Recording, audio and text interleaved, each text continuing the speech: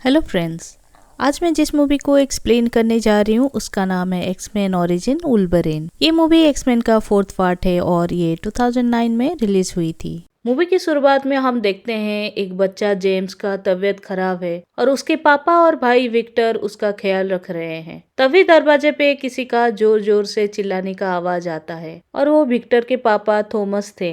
और हमें पता चलता है कि विक्टर और उसके सौतेले पापा के बीच में नहीं बनती। थॉमस जेम्स के पापा को गोली मार देते हैं और गोली की आवाज सुनकर जेम्स नीचे आ जाता है। अपने पापा को मरा हुआ देखकर उसे बहुत गुस्सा आता है और उसके हाथों से हड्डी वाले पंजे निकल आते हैं, जिससे वो थॉमस को मार डालता है। लेकिन मरते मरते उसे बताते हैं कि जिसको उन्होंने गोली मारा है वो उसके असली पापा नहीं थे। जेम्स को कुछ समझ नहीं आता, इसलिए वो वहाँ से भाग जाता है। उसका भाई विक्टर उसके पीछे जाता है और उसे कहता है कि उसने जो किया सही किया, क्योंकि वो उसी लायक था। और कहता है हम दोनों भाई एक दूसरे की ताकत बनेंगे और हमारे रास्ते में कोई भी आएगा तो हम उसे मार देंगे। और तभी उनको ढूंढते हुए कुछ लोग आते हैं, तो ये दोनों वहां से भाग जाते हैं। फिर हम देखते हैं कि वो लोग बड़े हो चुके हैं और काफी सारे जंग में हिस्सा लेते हैं। सबसे पहले 1961 का सिविल वार, उसके बाद में 1940 का वर्ल्ड वार 1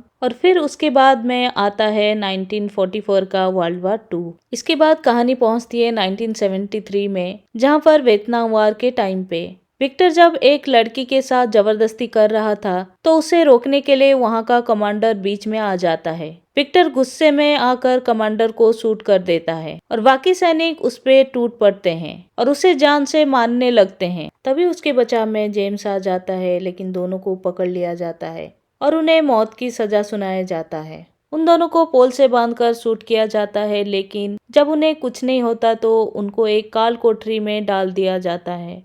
वहीं पे स्ट्राइकर आता है जो कि इस कहानी का मेन विलियन है और उन दोनों से आज जो हुआ उसके बारे में पूछता है। तो जेम्स जवाब देता है कि गोली बस हमें छू कर निकल गई और ऐसा लगा जैसे कुछ गुदगुदी हो रही है। स्ट्राइकर कहता है कि तुम लोग अपनी काबिलियत को नहीं जानते, मगर मैं जानता हूँ। क्या तुम अपनी जिंदगी को काल कोठरी में बैठा कर निकाल देना चाहते हो या मेरे साथ में नए मिशन पर अपनी काबिलियत का इस्तेमाल करना चाहते हो? फाइनली वो दोनों तैयार हो जाते हैं और स्ट्राइकर की बात मान लेते हैं। वो एक टीम में ज्वाइन कर लेते हैं जिसका नाम होता है एक्स टीम। और अब जेम्स का नाम है लोगन और विक्टर का सेबरटूथ। उस टीम में ऑलरेडी बहुत सारे लोग होते हैं और वो हैं John, Fred, Chris, agent zero और वेड विल्सन।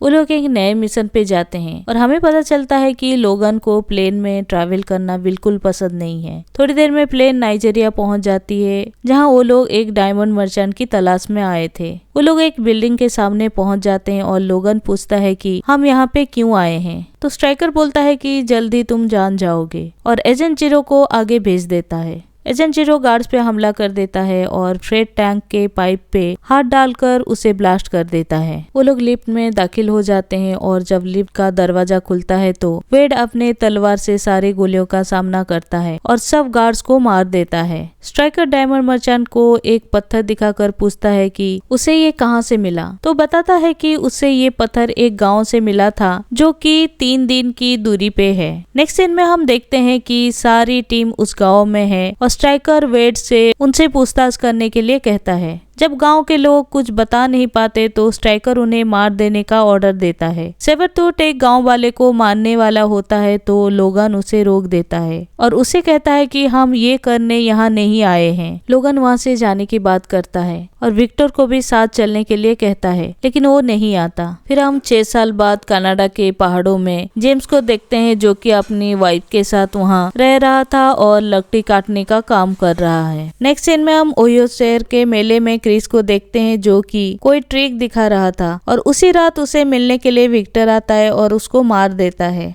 दूसरी तरफ जेम्स चिल्ला के नींद से उठ जाता है और उसकी वाइफ कायला उसे दिलासा देती है। अगले दिन जब जेम्स काम कर रहा होता है तभी स्ट्राइकर और एजेंट जीरो वहां आते हैं। एजेंट जीरो एक गोली से उसका सिगार उड़ा देता है और उससे बहस करता है। तो स्ट्राइकर एजेंट जीरो को वापस कार में बैठने के लिए कहते हैं। स्ट्राइकर जेम्स को बताता है कि क्रिस 3 दिन पहले मारा गया और उससे पहले वेड मारा गया था और ये भी बताता है कि विक्टर जिंदा है और उसे कहता है कि देश को उसकी जरूरत है। लोगन उसकी बात नहीं सुनता और अपनी कार से वहाँ से चला जाता है। फिर लोगन कायला को स्कूल से पिकअप करता है और स्ट्राइकर से मिलने की बात बताता है। रास्ते में कुछ लोग उनकी गाड़ी को रोक देते हैं तो लोगन का उससे झगड़ा हो जाता है, लेकिन कायला कार से उतरकर बात को संभाल लेती है। लोगन उसे पूछता है कि उसने ऐसे कैसे किया तो वो बहाना बना देती है। रात में कायला लोगन को चांद और उल्वरिन की कहानी सुनाती है। अगले दिन हम देखते हैं कि कायला कहीं जा रही है और तभी उसके सामने विक्टर आ जाता है। उधर लोगन को एक बू आती है और वो देखता है कि किसी ने एक भेड़िए को मारकर उसका सर फेंक दिया है। वहाँ पे वो पेड़ पे पंजों के निशान देखता है और तुरंत कायला के पास भागता है। जब वो कायला के कार के पास पहुँचता है तो कायला नहीं मिलती, लेकिन गाड़ी पे पंजों के निशान होते हैं। वो कायला को इधर उधर ढूंढता है तो उसे उसकी लाश मिलती है और वो गुस्से में चिल्लाता है। वो एक बार में विक्टर को ढूंढते हुए जाता है और उससे पूछता है कि उसने ऐसा क्यों किया। तो वो कहता है कि उसका ध्यान खींचने के लिए ही उसे वो मारा है। दोनों के बीच में भयंकर लड़ाई होती है। विक्टर उसका पंजा तोड़ देता है। तभी वहाँ पुलिस आ जाती है तो वो वहाँ से निकल जाता है। नेक्स्ट सीन में हम लोगन को एक हॉस्पिटल में देखते हैं और वो बिल्कुल ठीक है। वहाँ स्ट्राइकर आ जाता है और उसे शक्ति देने की बात करता है जिससे वो विक्टर का सामना कर सकता है। फिर वो दोनों अल्काली लेक के पास एक लैब में जाते हैं जहां लोगन पे एक एक्सपेरिमेंट होने वाला है। स्ट्राइकर उसे बताता है कि उसके बॉडी में एडमेंटियम नाम का एक मेटल डाल दिया जाएगा जिससे वो बहुत ज्यादा शक्तिशाली बन जाएगा। लोगन अपने लिए एक नया बैच मांगता है और कायला को याद करके उस पे वो अपना नाम उल्वरिन लिखवाता है। वहाँ पे एक मिलिट्री जनरल मुनसुन भी आए हुए थे और एक्सपेरिमेंट शुरू कर दिया जाता है और बहुत सारे इंजेक्शन से लोगन के शरीर में एडवेंटियम इंजेक्ट कर देते हैं। तो लोगन की धड़कन थम जाती है, लेकिन थोड़ी देर बाद फिर से शुरू हो जाती है। तभी स्ट्राइकर को लगता है कि वो बेहोश है और अपने असिस्टेंट को उसका याददाश्त मिटाने के लिए कहता है, जो लोगन सुन लेता है। फिर वो गुस्से में उठता है और उसके हाथों से एडवेंटियम के पंजे निकल आते हैं। एजेंट जीरो उस पे गोली चलाता है लेकिन उसको कुछ नहीं होता। लोगन लोहे के दरवाजे को काट के बाहर निकल जाता है और पानी में कूद जाता है। स्ट्राइकर एजेंट जीरो को उसे ढूंढकर उसका सर काट देने के लिए कहता है। फिर हम देखते हैं कि एक ओल्ड कपल जब अपने घर की तरफ जा रहे थे तब लोगन उनके घर में घुस जाता है। वो बुढ़ा आदमी बंदूक लेकर उसे ढूंढते हैं और उसे बेटा बोलकर बुलाते हैं। वो लोग लोगन को अपने बेटे की तरह ट्रीट करते हैं और उसे खाना देते हैं। फिर उसे गोडाउन में रहने के लिए भी देते हैं। अगले सुबह वो ओल्ड मैन लोगन के पास आकर उसे अपने बेटे की जैकेट देते हैं और बाइक की चाबी भी देते हैं। उसी वक्त गोलियां चलती है और वो कपल मारे जाते हैं। हेलीकॉप्टर से उनका घर को उड़ा दिया जाता है पर लोगन बाइक लेकर भाग जाता है। स्ट्राइकर की टीम उसका पीछा करती है तो वो उनका सामना करता है और एक एक करके उन्हें मारने लगता है। वो हेलीकॉप्टर को गिरा देता है और वेलेस से स्ट्राइकर को कहता है कि वो विक्टर को मारने के बाद उसे भी मार देगा। जाते जाते वो एजेंट जीरो को कहता है कि वो लोग भले लोग थे जिनको तुमने मारा है। तो एजेंट जीरो उसका मजाक उड़ाते हुए बोलता है कि ये बड़ी अजीब बात है कि तुम्हारे आसपास मासूम लोग मारे जाते हैं। लोगन को गुस्सा आता है तो वो गुस्से में हेलीकॉप्टर को ब्लास्ट कर देता है। स्ट्राइकर को उसका असिस्टेंट बताता है कि एजेंट जीरो का लोगन से कोई मुकाबला नहीं है और उसे सिर्फ एडवेंटियम गोली से ही मारा जा सकता है। स्ट्राइकर अपने जनरल को वापस चले जाने के लिए कहता है और तभी एक आदमी आकर उसे बताता है कि वो जिस लड़के को ढूंढ रहे थे उसका पता चल गया है। नेक्स्ट सीन में हम देखते हैं कि स्कॉट समर नाम का एक लड़का स्कूल में बैठा है। लोगन अपने पुराने दोस्त जॉन के पास जाता है और विक्टर के बारे में पूछता है। वो फ्रेड से भी मिलता है और विक्टर और एक आइलैंड के बारे में पूछता है। दोनों के बीच में बॉक्सिंग का मुकाबला होता है और लोगन उसे हरा देता है। विक्टर उस स्कूल में स्कॉट के पास आता है और स्कॉट उस पे रे से हमला कर देता है, लेकिन स्ट्राइकर वहां आ जाता है। लोगन को पता चल जाता है कि स्ट्राइकर और विक्टर मिले हुए हैं। फ्रेड बताता है कि स्ट्राइकर म्यूटेंट्स को पकड़कर उन पे एक्सपेरिमेंट करता है और इसीलिए कायला को मार दिया गया था। वो उसे एक म्यूटेंट रेमिले के बारे में बताता है जो कि अकेला ऐसा म्यूटेंट है जो उस आइलैंड से भाग गया था। लोगन रेमिले से मिलता है और विक्टर के बारे में पूछता है और बाहर विक्टर जॉन को मार देता है। रेमिले को लगता है कि लोगन स्ट्राइकर के साथ मिला हुआ है, इसलिए वो उस पे हमला करके उसे बाहर फेंक देता है। विक्टर जॉन पे कुछ इंजेक्ट कर देता है। वह लोगन विक्टर को देखता है और उस पे हमला कर देता है और तभी रेमिली आके हवा से रोक देता है। तो विक्टर वहाँ से निकल जाता है और रेमिली लोगन को उसके पीछे जाने से रोकने की कोशिश करता है। तो लोगन रेमिली से कहता है कि अगर वो उसकी मदद करेगा तो वो विक्टर और स्ट्राइकर को मार देगा। ये सुनकर रेमिली उसकी मदद करने के लिए राजी हो जाता है।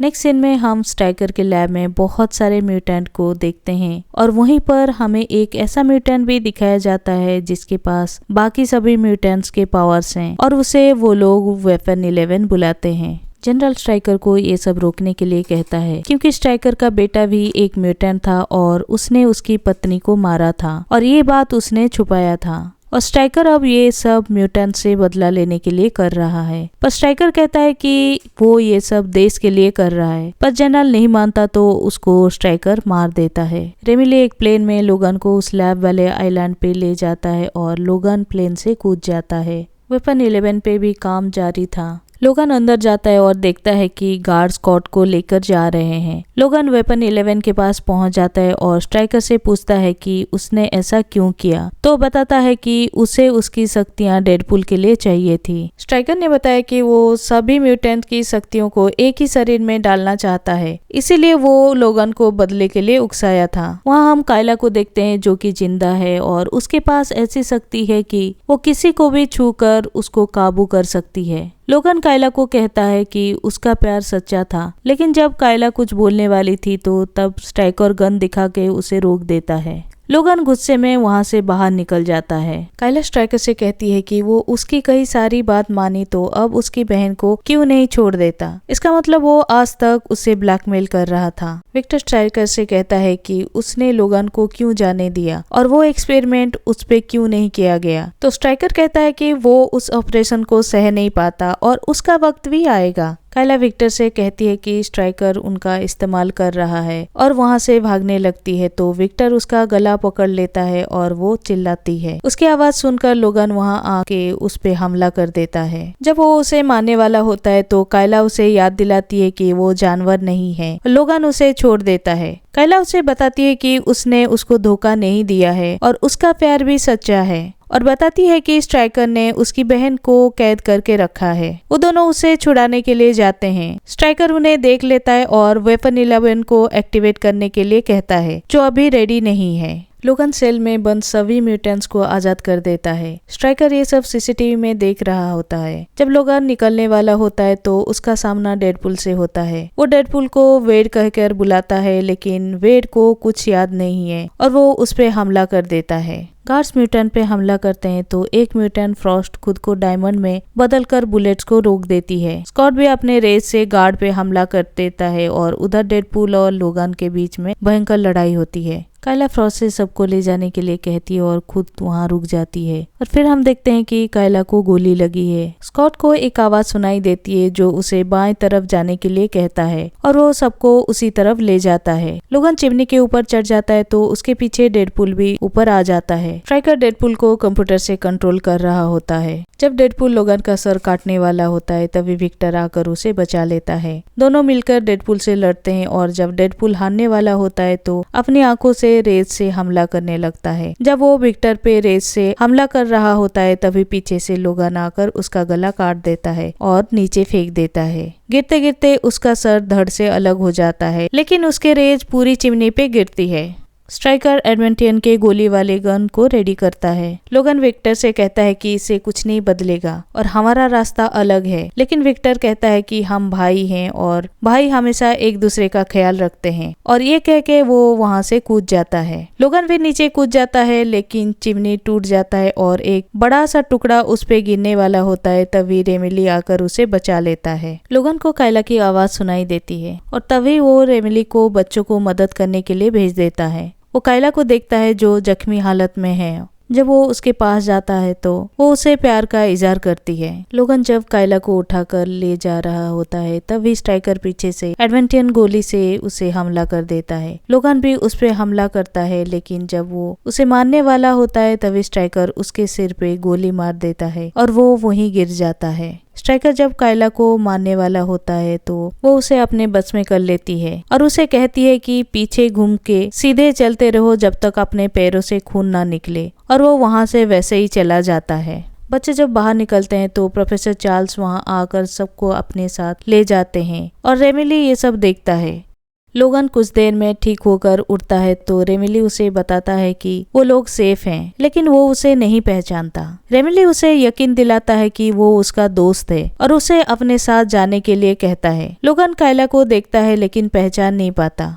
वहाँ पुलिस आने वाली होती है तो रेमिली उसे जल्दी जाने के लिए कहता है, पर वो कहता है कि वो अपना रास्ता खुद ढूंढेगा। स्ट्राइकर जब रोड पे चलते हुए जाता है तो कुछ सिपाही उसे रोककर कहते हैं कि उसे जनरल मुनसन के मौत के बारे में कुछ पूछताछ करना है।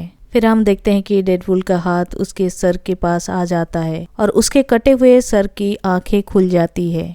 इसी के साथ ही ये मूवी खत्म हो जाती है। आपको एक्सप्लेनेशन पसंद आया तो प्लीज लाइक कमेंट करें और ऐसे ही आगे एक्सप्लेनेशन जानने के लिए बने रहे हमारे चैनल के साथ। आज के लिए इतना ही, मिलती हूँ अगले वीडियो में, तब तक के लिए बाय बाय, टेक केयर।